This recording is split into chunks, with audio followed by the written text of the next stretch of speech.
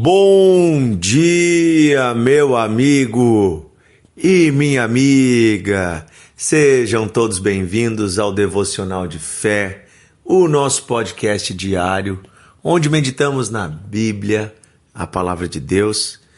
Que a luz de Deus, o amor do Senhor, renove o seu coração nesse dia. Que o próprio Deus se faça presente e guie você em todo o caminho, em todo o tempo. Sabe que o caminho é importante. É tão importante quanto o destino para onde estamos indo. Não basta focarmos apenas aonde queremos chegar ou aonde Deus quer nos levar. No caminho, o Senhor vai falando conosco. E o caminho, quando você sabe apreciar, ele é bonito. Então não fique apenas olhando, nessa obstinação que hoje em dia as pessoas têm de querer chegar no topo, ficam só olhando para o topo e esquecem do caminho. No caminho precisamos ser fiéis a Deus, no caminho Deus se apresenta, no caminho Jesus fala conosco, no caminho podemos servir e cuidar de pessoas, no caminho estão os nossos filhos, nossa esposa, nosso marido, no caminho estão as pessoas que a gente ama. Então, cuide do caminho. Jesus disse, eu sou o caminho. Vamos andar no caminho que é Jesus e convidar Ele para andar conosco, na trilha da nossa vida. Amém? Que legal poder iniciar amanhã com você lendo a Bíblia. Hoje eu quero meditar contigo no segundo capítulo da segunda carta de Pedro. 2 Pedro, capítulo 2. Eu vou ler com você uma boa parte do capítulo aqui, talvez eu até mesmo leia todo o capítulo. Porque esse capítulo fala sobre um assunto muito relevante para nós cristãos. Os verdadeiros e os falsos mestres. Sabe que Deus tem uma aversão aos falsos profetas. O que é um falso profeta? É uma pessoa que diz falar em nome de Deus, mas na verdade fala em seu próprio nome, usando o nome de Deus em vão. São pessoas que se tornam como se fosse um representante comercial de Deus, mas Deus não os contratou. E na verdade eles fazem negócios próprios, enganam e oprimem as pessoas. Alguns falsos profetas até levam uma mensagem que parece boa. Geralmente é uma mensagem agradável ao ouvido, mas que não traz vida consigo.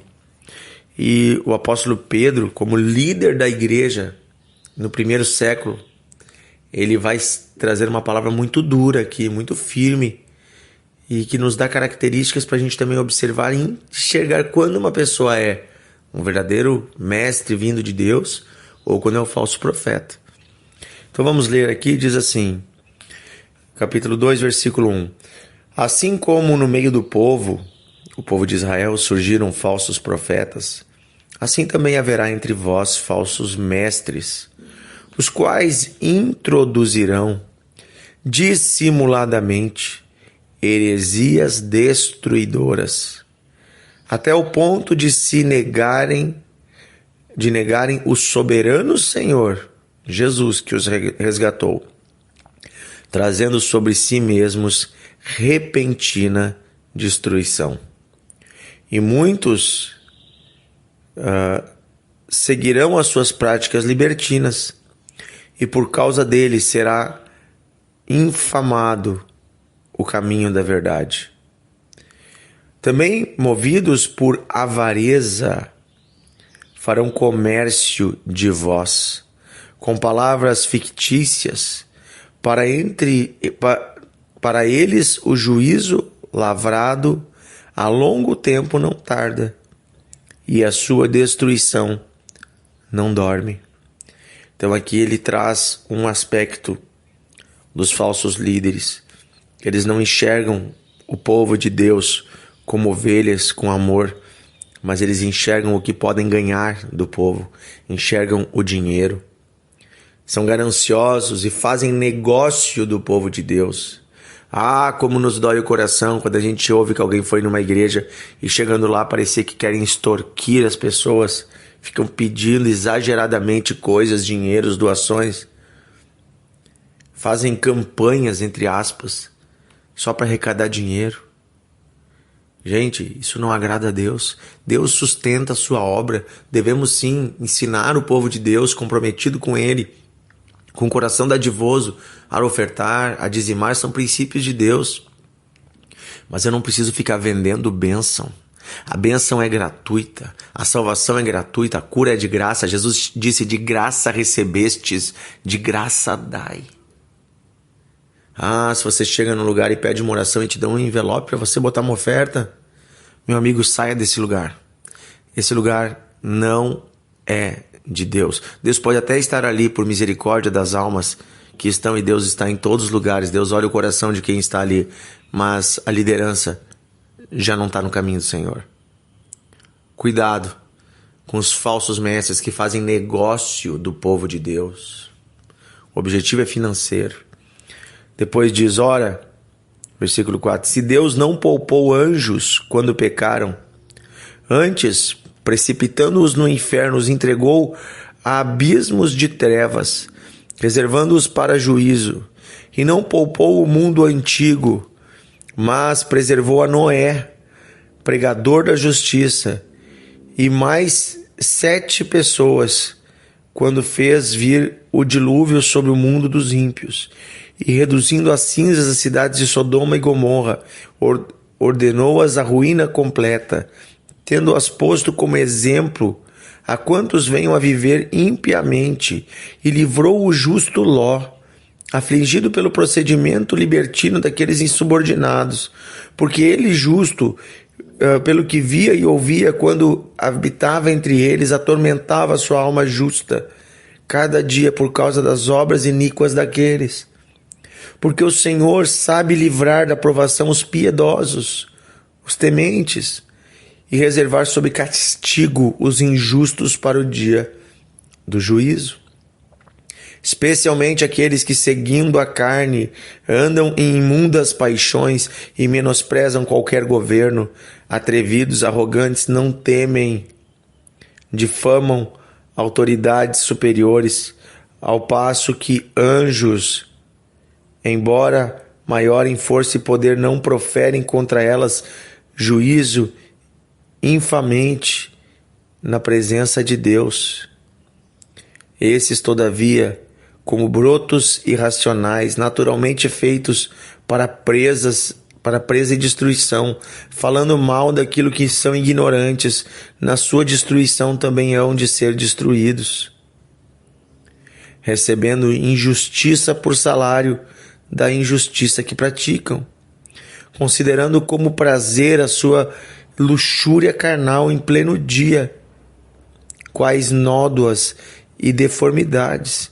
Eles se regalam nas suas próprias mistificações, enquanto banqueteiam junto convosco, tendo os olhos cheios de adultério e insaciáveis no pecado, engodando, enganando almas inconstantes, tendo corações exercitados na avareza, filhos malditos.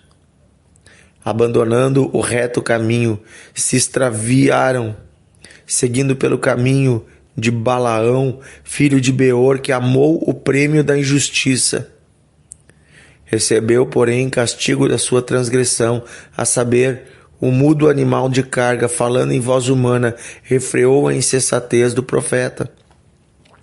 Olha, aqui tem uma coisa muito interessante, porque ele fala, o apóstolo Pedro fala para nós, usando o exemplo da história de um profeta na Bíblia chamado Balaão, que foi comprado por um rei.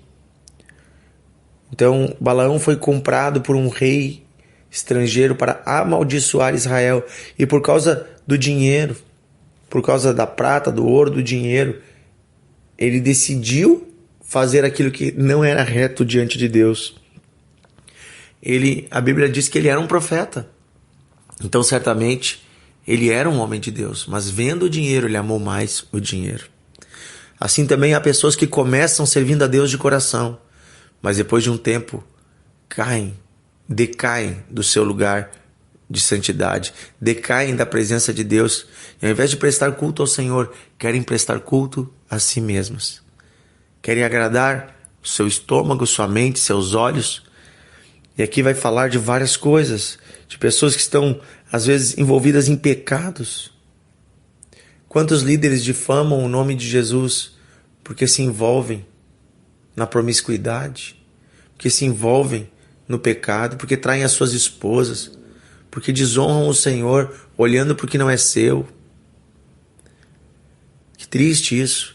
Portanto, fica também um alerta para nós líderes, para nós que servimos a Deus na casa do Senhor. Aquele que está de pé, cuide para que não caia, que o nosso coração permaneça humilde e permaneçamos com temor a Deus. E depois ele termina no versículo 17 em diante. Ele segue falando aqui, ele diz: esses são como fontes sem água, como névoas impelidas pelo temporal. Para eles está reservada a negridão das trevas. E ele vai continuar falando. Me chama muita atenção isso, fontes sem água. O que é uma fonte sem água?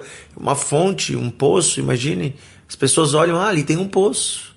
Todo mundo se aproxima querendo algo, a água. Mas quando chegam, não tem. Ou seja, são profetas, mas sem o Espírito.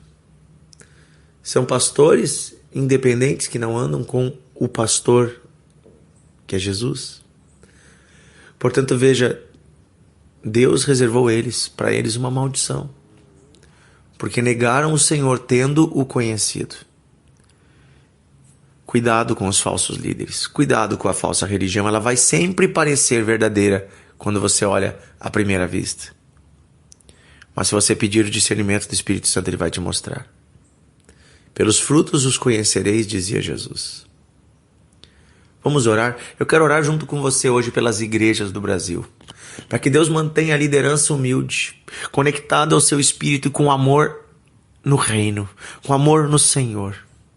Que eu e você possamos nos fazer irmãos, nos colocarmos debaixo da autoridade também de homens, continuarmos andando com homens que temem a Deus, que amam ao Senhor. Eu agradeço a Deus pelos meus pastores, pela vida do pastor Paulo Figueiró, do pastor Isaías, de tantos pastores aqui que nos cuidam, homens mais velhos, homens de Deus, que com integridade seguiram o seu caminho e hoje já estão, com muitos anos servindo a Deus, mantendo a integridade, sem nenhum tipo de escândalo, sem nenhum tipo de nada que envergonhe o nome do Senhor, continuam pregando o mesmo evangelho, continuam anunciando o poder de Deus. Que eu e você possamos chegar, a passar os anos, envelhecer e nos mantermos fiéis, como esses exemplos para nós. Tantos outros exemplos na igreja brasileira de bons líderes também. Mas infelizmente também tem os maus exemplos. Querido Deus e Pai, eu oro hoje junto com os meus irmãos, primeiro pedindo que o Senhor sonde o nosso coração. Que nenhum de nós esteja na Tua presença pelas intenções erradas. Que nenhum de nós deixe o orgulho entrar. Que nenhum de nós ande no caminho de Balaão, que ama mais a recompensa e não se importa em Te agradar. Que nenhum de nós, Senhor, se venda pelos prazeres deste mundo. Senhor, nós Te amamos e nós queremos render toda a honra a Ti. Pedimos também, abre os nossos olhos, Senhor. Abre os olhos dos amigos que estão me ouvindo no devocional, para que ninguém seja enganado pelos falsos mestres. Que o espírito deste mundo não tome as igrejas. Pai, guarda os líderes. Pai, guarda os líderes. Gera nesta geração de líderes que vive nos dias de hoje, na igreja do século 21 no Brasil. Gera temor, Senhor. Gera amor pela Tua presença, humildade no coração da liderança. E eu peço uma liderança cheia do Espírito Santo. Levanta jovens para pastorear a igreja. Jovens, meninos, moças, para cuidar do Teu rebanho. E jovens cheios do Teu Espírito e com amor a Ti, Senhor. Não com amor ao próprio nome, não com amor ao dinheiro, não com amor a nada desse mundo, nem ao poder que vem da liderança, mas amor a Ti, Senhor. É isso que pedimos, Pai, hoje. Gera uma igreja santa, pura. Purifica a Tua igreja, Senhor. Lava a Tua igreja com Teu sangue. Pedimos misericórdia sobre aqueles que pecaram, Senhor, estando na liderança.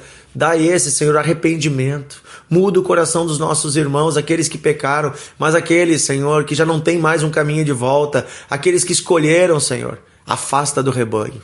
Afasta do rebanho, Senhor. Afasta os lobos do meio das ovelhas, Senhor. Afasta aqueles que estão de má fé, de dolo. Afasta, Senhor, para que eles não causem prejuízo. Gera um alerta no coração das ovelhas para que fujam dos lobos que estão vestidos com pele de cordeiro. É o que pedimos, Pai, em nome de Jesus. Amém. Amém.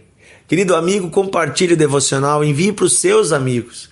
Abençoe pessoas com a palavra de Deus e amanhã estaremos juntos mais uma vez.